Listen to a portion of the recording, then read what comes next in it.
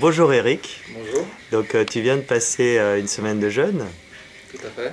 et voilà, j'aimerais que tu nous parles de toi, dire qui tu es, quelle profession tu fais, voilà, parle-moi un peu de toi. Alors moi je suis gérant d'entreprise, j'ai 45 ans, je suis marié, j'ai deux enfants et je vis en région parisienne. Que veux-je dire d'autre? Alors, tu viens de passer 7 jours de jeûne, c'est ton septième jour Tout là. à fait. Alors comment ça s'est passé pour toi?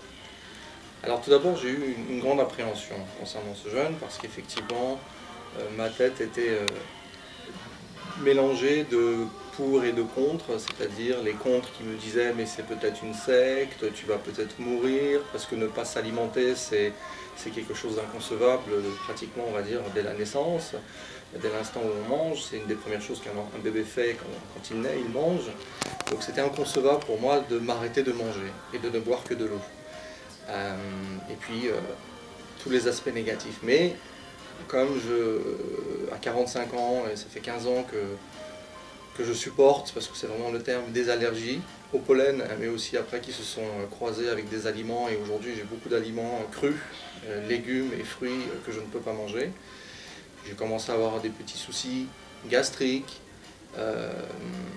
qui ont fait que, après mes lectures sur le jeûne, des livres, différents livres sur internet, j'ai croisé un certain nombre d'informations et puis j'ai découvert effectivement ton site internet qui a la chance d'être dans les premières pages de Google, où on peut se dire aussi ah c'est très commercial, qu'est-ce que c'est encore quelqu'un qui paye pour vendre quelque chose.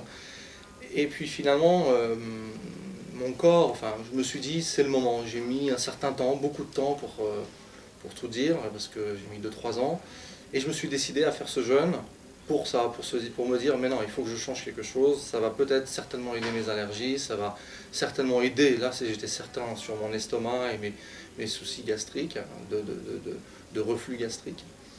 Donc je suis arrivé là et j'ai démarré le jeûne, le jeûne de 7 jours, avec évidemment de l'appréhension sur qu'est-ce qui va se passer avec mon corps, est-ce que je vais m'évanouir, est-ce que mon cœur va s'arrêter de battre. Et puis finalement, les jours ont défilé et chaque jour a été, pour moi en tout cas, pratiquement meilleur que le précédent. Même si j'ai eu des maux de tête, même si j'ai eu des oppressions au niveau des poumons, un petit peu au niveau du ventre.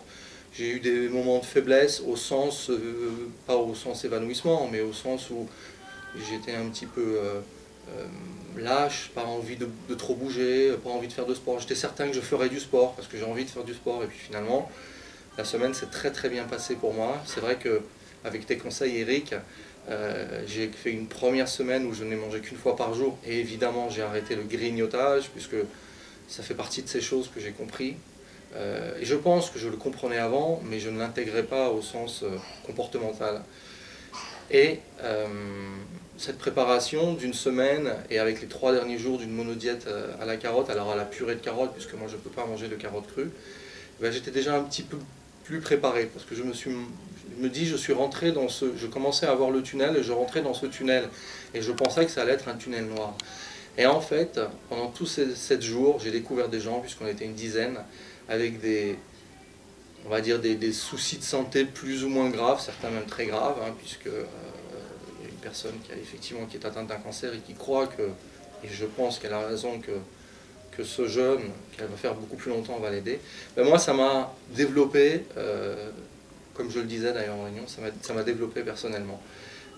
Et je dis personnellement parce qu'en fait, j'étais venu surtout pour faire le jeûne avec l'appréhension du jeûne, et j'ai découvert que cette semaine, ça n'a pas été un problème sur moi-même quant au jeûne, quant au fait de ne pas manger, même si bien sûr j'avais envie de manger, j'avais le ventre qui gargouillait, j'avais la tête qui n'arrêtait pas de me dire oh là là, est-ce que tu vas tenir, mais je me suis battu, mais sans excès. C'est certains moments dans la journée où on a ces tentations de se dire ah, j'ai envie de manger, mais ça passe très vite. Mais en fait, le jeûne est devenu pratiquement au fur et à mesure des jours comme un élément à part, accessoire. Il était présent puisque c'était mon quotidien de ne pas manger, et finalement avec tout ce que tu as pu nous transmettre comme information, et puis c'est pas que du verbal, c'est documenté, c'est des livres, c'est des expériences, ce sont des études même, et pas françaises, et pas uniquement françaises.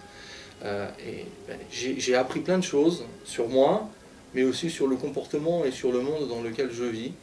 Et je me suis dit, c'est fantastique parce que, bien sûr, en une semaine, j'ai perdu 4 kilos. Alors on peut dire, c'est formidable, oui, mais évidemment, je n'ai pas mangé.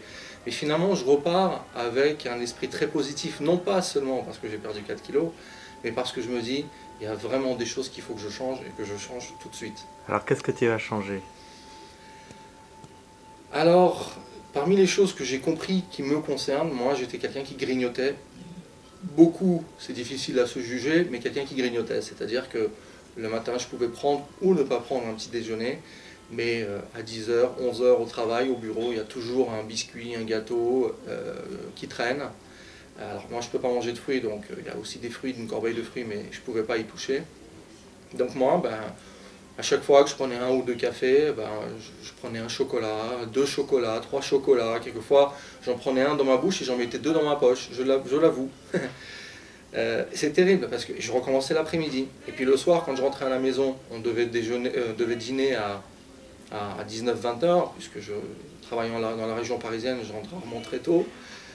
Et bien la première chose que je faisais, c'est je prenais un morceau de pain avec du Nutella ou des noix, ou encore une fois des biscuits. Alors que je savais, j'avais même pas faim, c'était du comportemental. Alors j'ai compris aussi par cette semaine que c'est des comportements liés à des stress, certainement des stress liés à la journée de travail.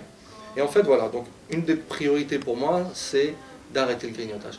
Et quand j'ai fait ma préparation alimentaire dont je parlais précédemment d'une semaine, eh ben, j'ai écouté tes préconisations qui étaient mange 1 fois par jour, bois de l'eau, mais ne grignote plus. J'ai arrêté de grignoter, pendant une semaine j'ai pu le faire, donc ça c'est une première décision, c'est je ne grignoterai plus. Génial. Je me le suis juré. Si ça m'arrive, eh ben, c'est pas grave, je ne vais pas non plus me faire un stress, mais je me forcerai à ce que ça disparaisse définitivement. La deuxième chose, ça c'est encore peut-être plus ancré, c'est le lait. Moi, avec mon allergie, c'est vrai que ça fait plusieurs années, puisque mes allergies ont date d'à peu près l'âge de quand j'ai eu 31 ans. Donc ça fait une quinzaine d'années. Et c'est vrai que ces dernières années, j'entendais, je lisais, parce que je m'intéresse à mon allergie, j'ai des filles, j'ai une de mes petites filles qui est allergique aux acariens, j'ai dû lui transmettre aussi, je pense.